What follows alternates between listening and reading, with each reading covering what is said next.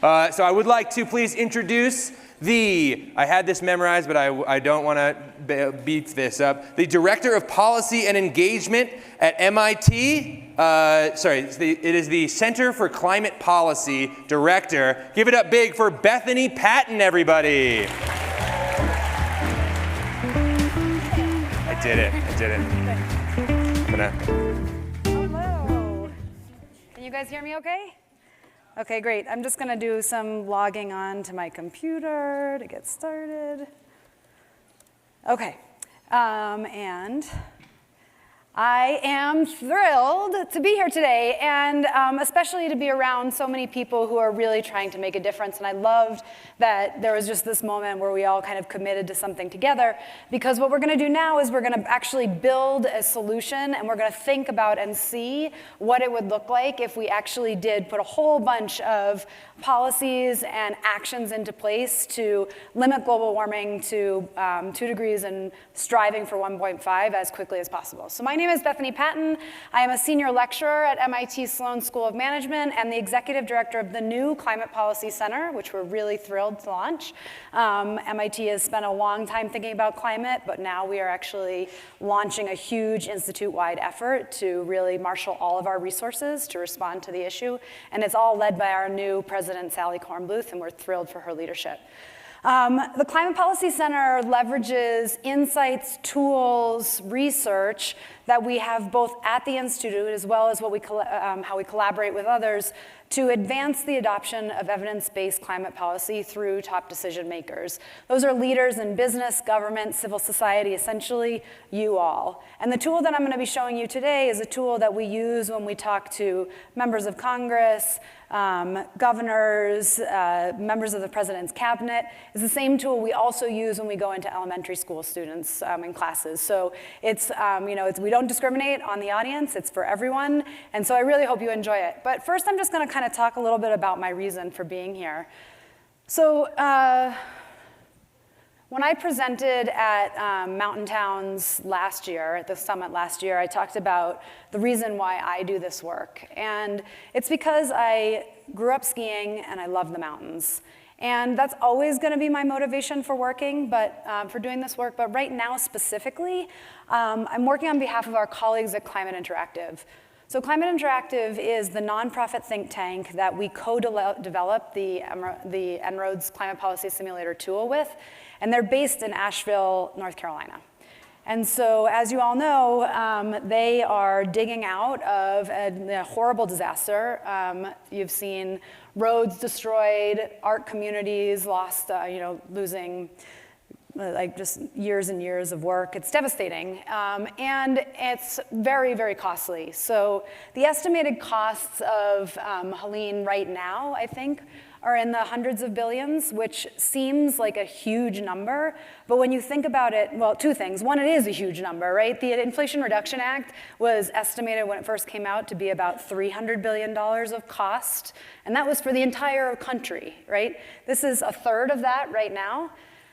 So it's a lot of money, but then at the same time, when you start thinking about how you're going to allocate those resources to rebuilding roads, to rebuilding the arts community, to building new transmission systems, the money starts to go really quickly. And what that means is that leaders in that community have to make some really tough decisions and a lot of trade-offs. That's like nobody wants to be in that position. So what we have, it's not just about the cost of Helene. It's the cost of all of these natural disasters is just growing exponentially. So the NOAA has done some research on just extreme storms over the past few decades, and dating back to 1980.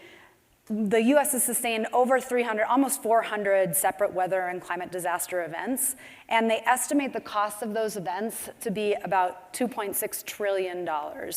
So we're talking about a ton of money, and this is important because as we go through the model, I'm going to start to show you, we have a mental mindset around, like, if we do work on climate, it's going to be so costly, like we're going to lose money. And I want you to kind of think about and challenge your assumption about what investments in climate can really look like and whether or not we lose money or if it's possible to actually create value out of what we do. In order to sort of talk about, and then the other thing that I wanted to mention is that when we're thinking about solutions, it's often we're thinking about them in a very siloed way. Either we're going to install solar panels, or we're going to reduce our waste, or we're going to think about building energy efficiency, or we're going to install EV charging stations. And I want to really think and challenge you to think about how you could consider solutions in a more systemic and holistic way. Is it possible that we could come up with solutions that could both, benefit the climate and benefit society as a whole? And this concept is called multi-solving. So in order to kind of illustrate multi-solving, I want to tell you a little story that the executive director of Climate Interactive, Drew Jones, has told about his experience in Asheville. And he's been documenting his learnings and kind of his emotional journey as he's been building and sort of building and rebuilding from the hurricane.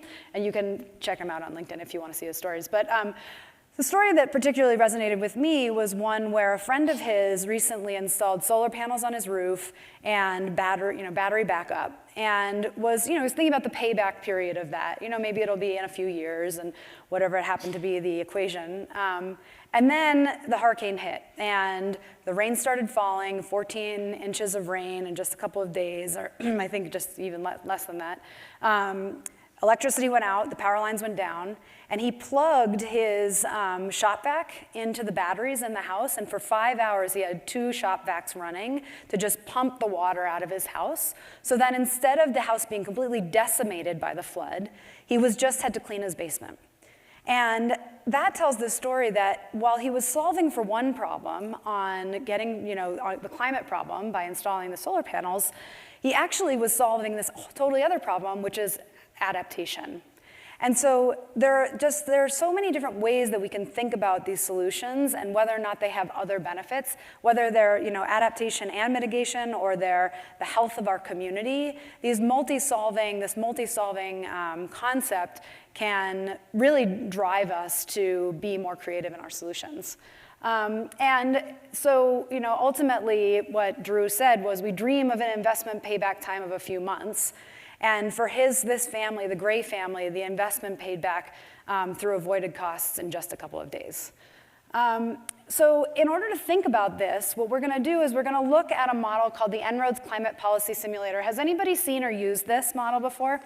All right, we've got about 50 people in the room. I'm guessing there's some Citizens Climate Lobby people also here who might be involved. Yes, somebody in the front, super excited about it. So that's great. For those of you who haven't seen it, this is a interactive model, and it is based on, it's actually been being built starting in about the early 80s. It was the thesis of our faculty advisor, his PhD thesis.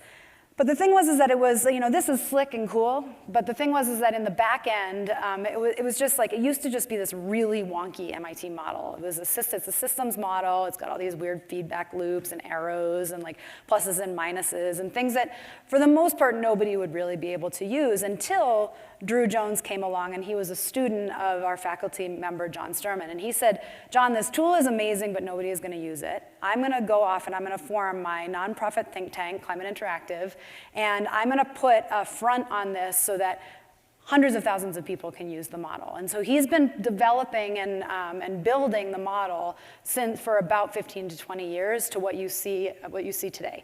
So when we talk about it, we talk about how it's a collaboration between MIT and Climate Interactive. What that means is that Climate Interactive does all the background on it and the ongoing development, and we provide help and sort of research help and scientific advice, and we also help to get the model in front of the leadership community, so we kind of elevate the Climate Interactive name.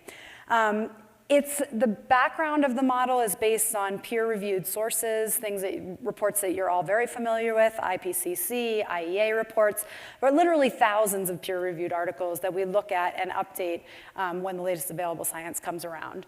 The other, just kind of quick, just to let you know some characteristics of the model, is that one is that it's accessible and free to use. You all can go on your browser right now and type in enroads.org, and you can start using it immediately. It's transparent, which means that all of the equations and structures are available for you to see. So if you want to figure out the math behind the kind of conclusion that we're drawing, you can go and find it yourself.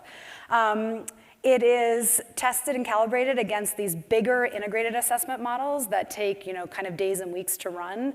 But because of the way that we've structured it, it's immediate, so you get your answer in real time. It's also flexible, which means that if you don't agree with some of the assumptions that are our baseline, you can go in and change them.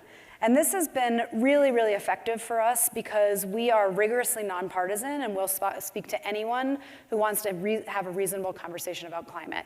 And so if you can have that conversation and somebody can say, hey, I think the technology is going to develop faster, or I don't totally agree with your estimate about how quickly sea level is going to rise, we can just go in and change those assumptions, and you can just have a much more fruitful conversation by doing that. And then the final thing is that it's a grounding mechanism, which means you guys don't get to go out and leave this presentation and say, well, MIT and Climate Interactive say that if we just move these 4 sliders and implement these 4 policies, we will have solved climate.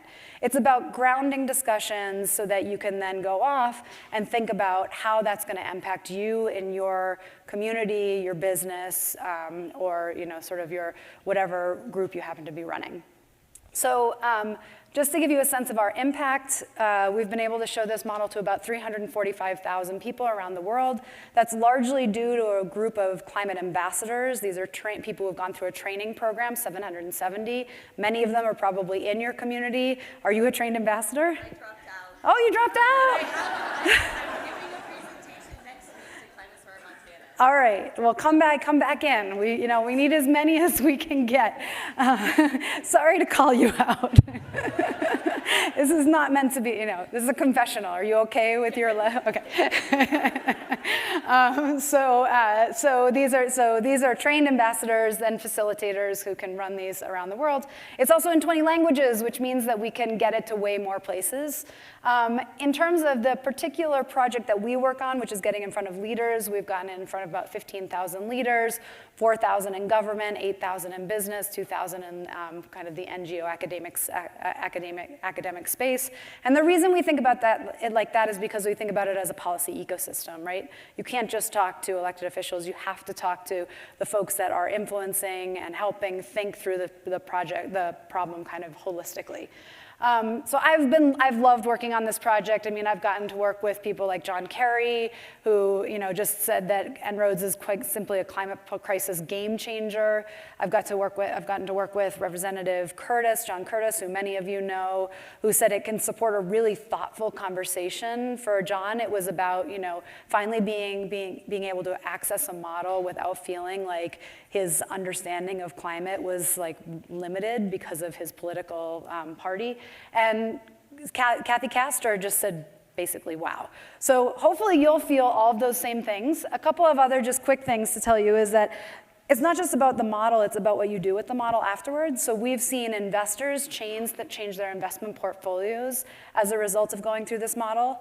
We've seen mayors think about different ways of implementing heat pumps or installing more solar because of the insights from the model. And we've had members of Congress who have redesigned bills because of some of our work around EV deployment and the rate of deployment.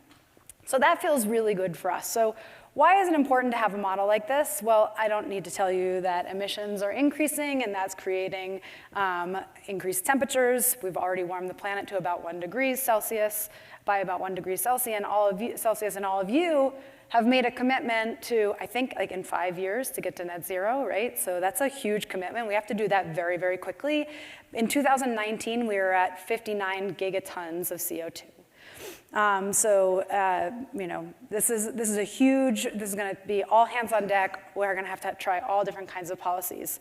The thing is that the way that we think about what we need to implement, and I'm sure this is something that you all struggle with, is what do, right? We can't run randomized controlled trials on the environment. We just don't have enough time. So, is it, do we eat less meat? Do we, reduce our waste? Do we move to renewables as quickly as possible? Do we capture the carbon and put it back into the soil? Do we implement a carbon price? Like, what is the solution that we need to be implementing, and how much time do we have to do it? How can we do it really quickly? And that's what this model does. Just going to explain quickly how it's structured. So if anybody is familiar with bathtub dynamics, this is a very simple way of describing a system dynamics model, which means you have inputs in, you have a stock of stuff, and then you get stuff out. So in this case, in the environment, we have inputs that create the kind of stock of greenhouse gas emissions, and those are natural things like volcanoes, but mostly things like human-caused effects of burning fossil fuels. So as we consume all of these, they fill up the bathtub at a rate, right? And that creates, the kind of atmospheric conditions that are causing the warming. And then we also have these natural ways that we can pull it out. We know what these are: forests, the ocean, et cetera, and some kind of new technologies. The thing that we need to do, and what we're going to be doing in the model, is we need to do two things. One is we need to slow down or turn off the faucet that is contributing to the stock of emissions, and we need to speed up the amount that we're pulling stuff out of the atmosphere. So that's how the model works. I am going to stop talking to you right now because our philosophy is that research showing people research doesn't work. So I can stand here in front of you and show you all these slides, but it's no fun, right? And you don't learn anything. And so what we really want you to do is we would like you to learn something. So I'm going to move into the model right now and show you how it works. So this is the model as it exists right now. I'm just going to move to this so we can see the two main graphs. There's literally hundreds of analysis graphs. So I don't want to overwhelm you with that today since we don't have a ton of time. But basically on the left side, the graph up at the top left, these are our sources of primary energy. So as we're consuming, this is the demand for our primary energy for the sources that we currently use. So the bottom is coal, and you can see that's pretty steady out until 2100. That's because even though we might be phasing it out in developing countries, or in developed countries are still very highly reliant on coal. And I think even, I just heard last night that some places in the US are turning back on coal-fired plants in order to meet the kind of demand that we're seeing with things like AI. Oil in the middle is, powering mostly vehicles.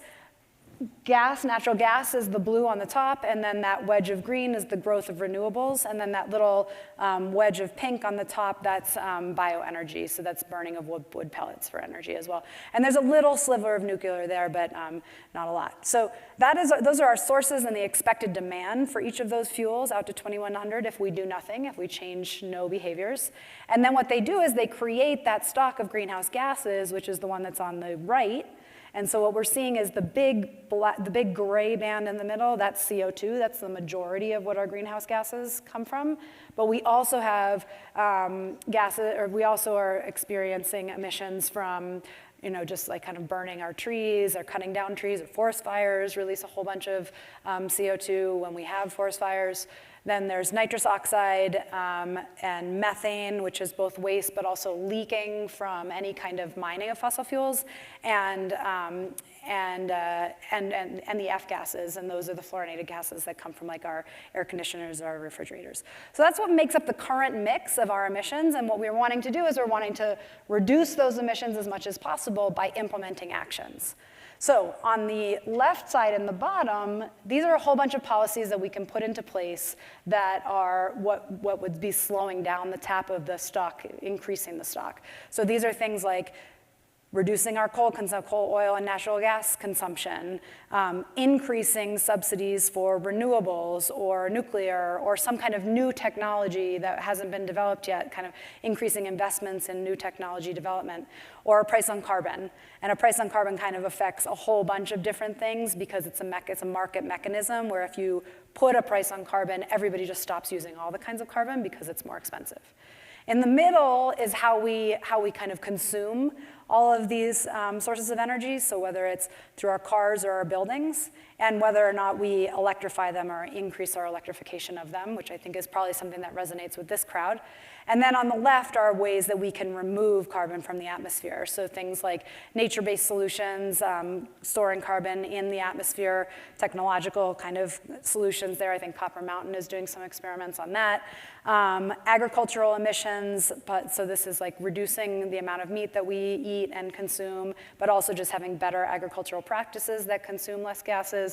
And then waste and leakage that affects both the waste both the waste from the fossil fuel industry, but also just our general waste. So there's a lot of kind of recycling stuff there.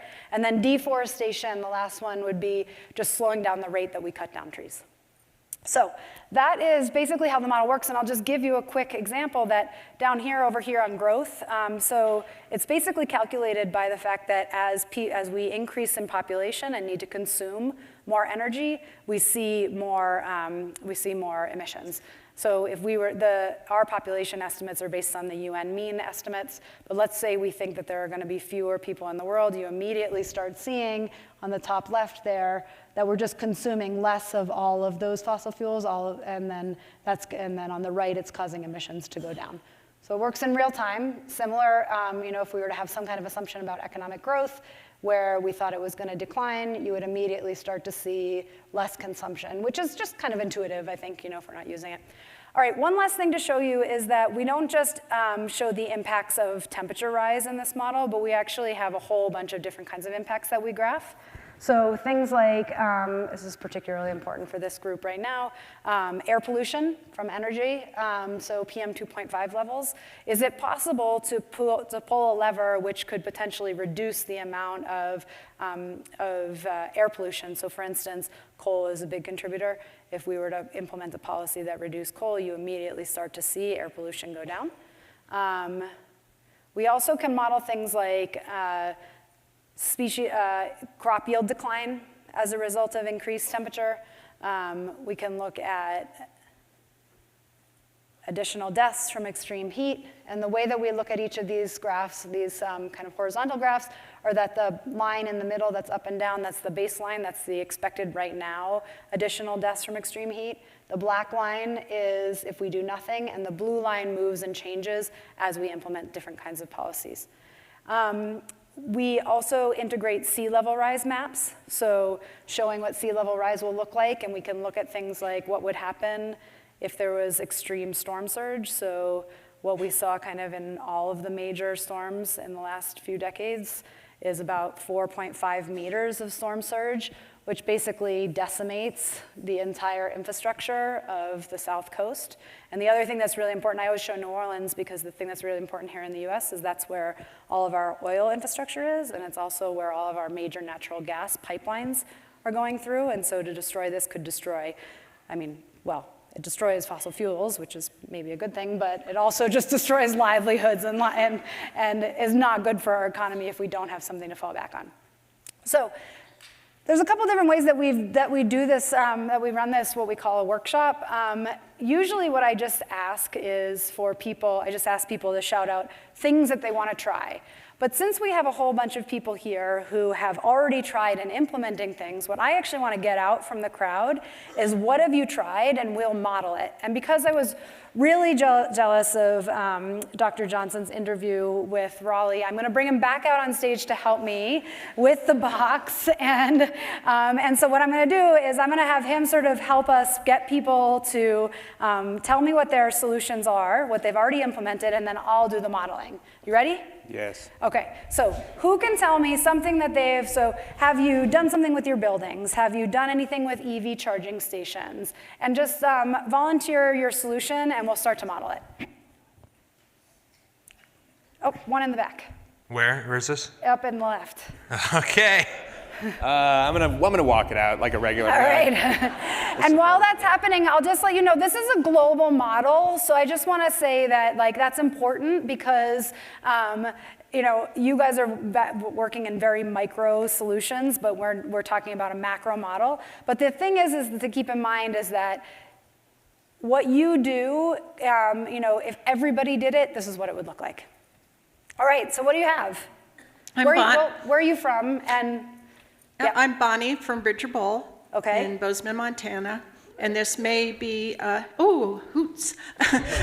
This may move the needle just a small amount, but we are sequestering 100% of our direct emissions through regenerative agriculture within our state. How are you doing that? Through a ranch land project where we're helping ranchers to learn how to manage their ranches by moving cattle from small acreages rather than having them on one large acreage, and it gives the land, it grazes it better, it reduces non-native grass competition and encourages the growth of deep-rooted native grasses, which both improves the productivity, the cattle are healthier, they're able to use less antibiotics for the cattle, and the land carries more cattle, yet the land itself is much, much healthier and drought resistant. Great, so that, I would put that in two categories, but mainly in the nature-based solutions and a little bit in agriculture. So what we can do is, and under each of these levers, you can see a whole bunch of detailed settings. So what I'm gonna do is I'm gonna put on the detailed settings because what you have done basically is you've done agricultural soil carbon as a proxy carbon sequestration, right? And so you've started it right now. So do you know what potential sequestration, do you have a percentage? It's okay if you don't. We'll say you're trying to do about 50%. And so what we see there is we see immediately we went from 3.3 to 3.2 degrees, like you said. It doesn't make a huge difference, but it does do something, right? And we've reduced our emissions. We can see what happens. Let me put it back to 50. We've reduced the emissions a little bit from a trajectory out until 2030 of 61 gigatons to closer to 60. That makes a difference if the whole world started to do that at 50%. Great. What else do we have? Oh, somebody down here. I'll get you guys upstairs in a second. Yeah, go ahead. Hi, my name is Ainsley. I'm with the City of Aspen, and we recently passed a policy that prohibits the disposal of organics as trash. So our organics right now are being composted. Great, fantastic.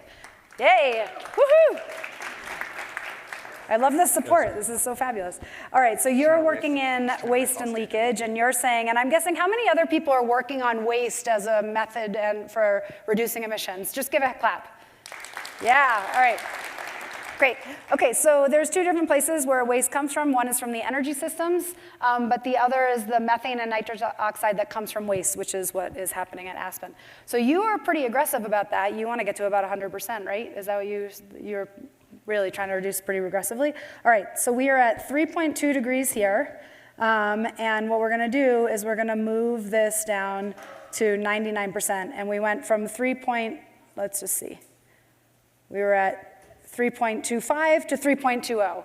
So that's really fabulous, that's great. And so the one thing to think at about, two things about methane. One is that methane is a highly potent greenhouse gas. I'm gonna replay this so you can see what happens to the methane. Methane shrinks, right at the top, that blue band, we're seeing it shrink. It's a highly potent greenhouse gas. However, it doesn't stay in the atmosphere for as long. So if we attack methane and waste, this is a very effective policy because you can reduce emissions faster and reduce warming faster as a result of any kind of work in waste reduction. Okay, what else do we have? Up at the top, where's the box up there? Great. Can you hear me? Yeah.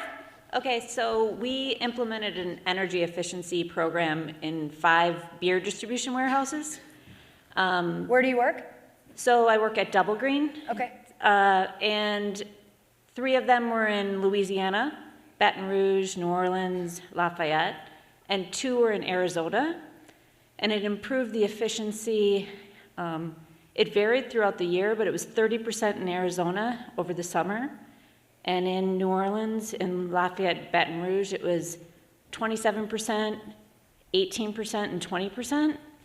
As far as energy efficiency, So you're talking about energy efficiency and basically buildings and industry, right? they use a lot of refrigeration. Yep. Okay, we can look at that too.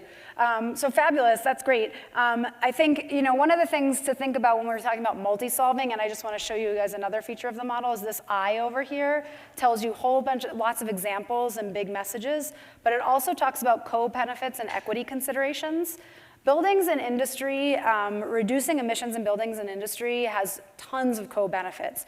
If you just want to think about something that might be relevant to this crowd here, low-income housing, workforce housing is probably pretty temporary. And in environments where it's cold, windy, I mean, in the Northeast, there's all these triple deckers, right? They are just it's just really inefficient to heat them. So what happens is that, especially in the low-income communities, is that you're basically deciding in cold temperatures whether or not you're choosing between heating and eating, which is a really terrible choice. And if you're choosing between heating and eating, and you're choosing eating, it means your house is cold, and it means you have more likelihood of getting sick, more airborne respiratory diseases, missing days of work, missing days of school, lower educational outcomes.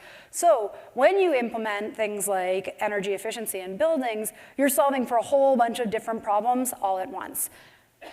Making buildings efficient is something that is relatively easy to do in a short amount of time, right? It's harder to retrofit a car, but you can retrofit a building pretty quickly. And so we're at 3.2 right now. If we do what you said, which was pretty aggressively retrofitting, we get to 2.9 degrees. Yeah, look at that. What's that? Oh, you put solar on as well. Okay, so that means you increased, well, did you electrify? Yeah, that would have been electrifying, right? Yeah. Okay, so we'll also electrify, which makes a little bit of a difference, but we already have so much more electricity going into the grid right now that it's like just electrifying isn't going to make the biggest difference.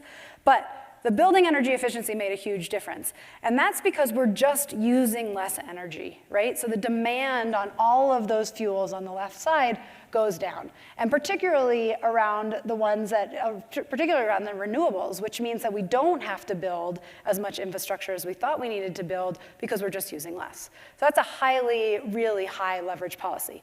What else do we have? What else have people done? Yeah, here.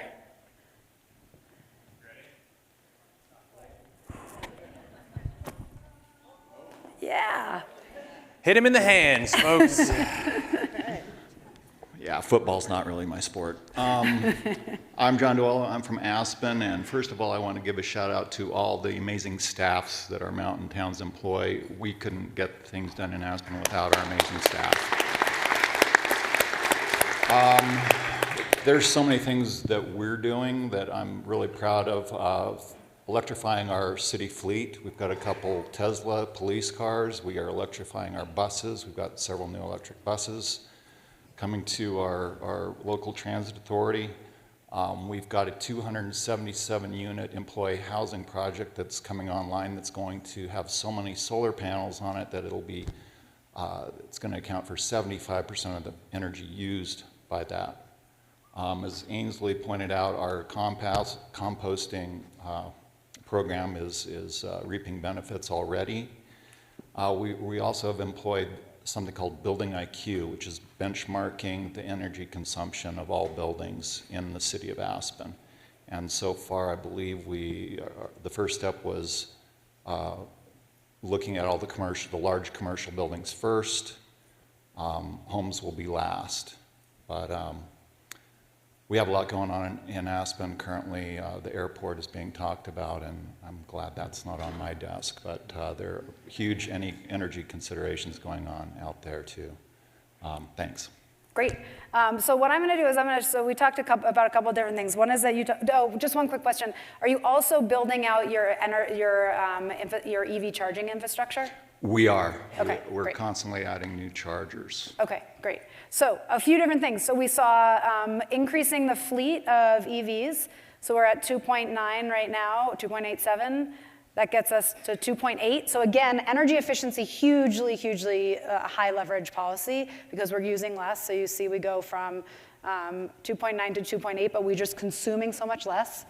So we'll replay that. And just so you can see, and then you're electrifying your fleet. So again, that takes us down a little bit more because that just moves us away from what traditionally would be fueling vehicles, which is that big oil line, right? That's what we use for vehicles, and it's moving that away. And then you're also installing more renewables. So you're increasing the installed base of renewables. So that increases the wedge here, and now we're at 2.6. So you can see that these activities are all really contributing to a decline. I'm realizing I don't have a ton more time, so let's just take one more, and then I have my kind of conclusion, how I'm going to draw this up. Yeah, go ahead, in the back. Where's the box? In the top? All right. Nope. Oh, okay. You don't even need to. You've got a box. Is it coming through?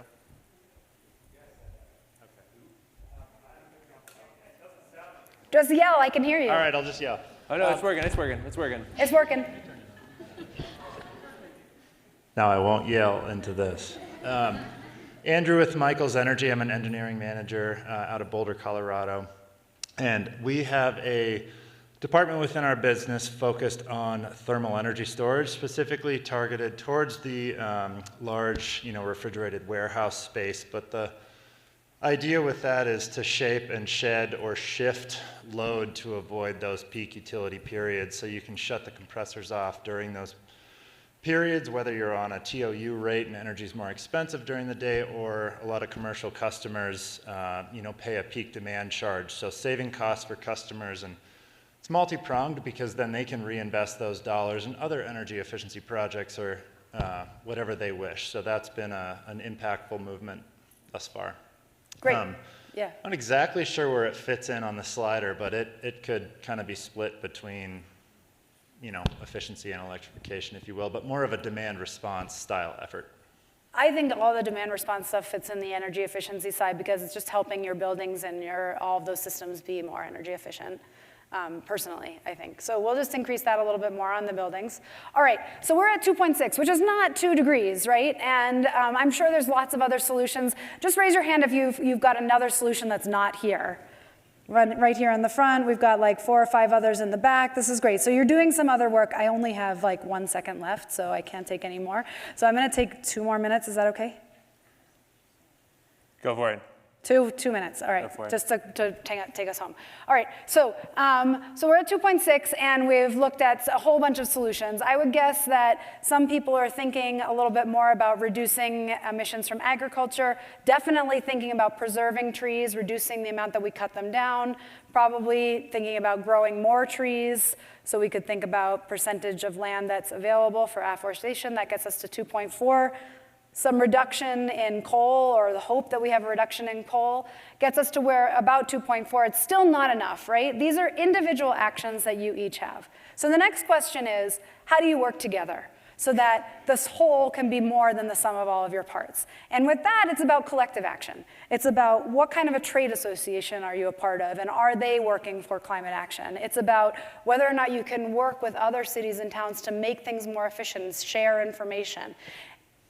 Possibly working with policymakers to think about putting a price on carbon. If we put a modest price on carbon in this scenario of $50 a ton, and if anybody wants to talk to me about pricing carbon afterwards, I can talk to you about it, that takes us down to 2.2. And if we went just a little bit higher to 100, which would be what is about the price in the EU, we're at 2.1. So we're almost at our target right there. So in conclusion, there are all sorts of things that you can do on your own. But if you think collectively about how you can work together, both across different towns and resorts and businesses, and then take that collective, all those stories that are going to be collected through the next couple of days, and use them to talk to policymakers and make it about public policy, then we could really potentially get this done in a much shorter amount of time. So if you're interested in this work, if you like what we did, first of all, let's round of applause for 2.1, not bad.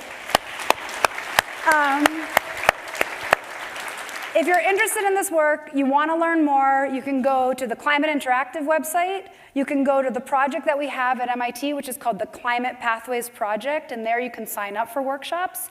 And please, just help out Climate Interactive as much as you can in the next few months. If you have any resources that you can send to Asheville, we really hope that we can help that community sort of renew and thrive for generations to come. So thank you very much. I really appreciate your time. Give it up big for Bethany Patten, everybody. Oh, excellent work. This is one of my favorite demos I've ever seen in my god dang life, so thank you so much.